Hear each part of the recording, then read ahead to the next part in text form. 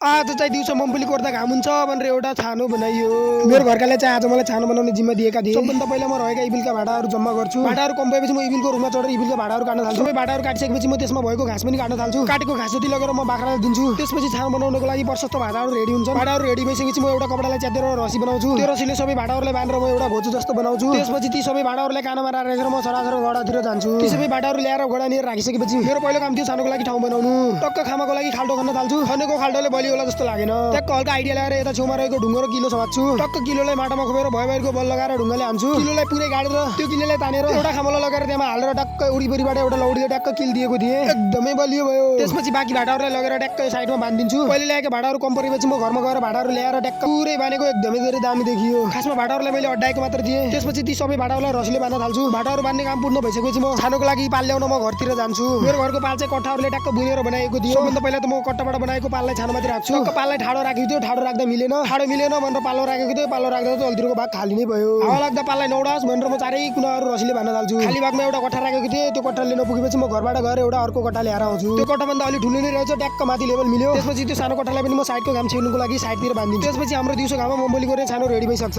टक्क छानोभित्र गएर एकछिन बसेको घामले कुनै पनि प्रभाव पार्न सकेन। आजको लागि यति नै, बाई बाई।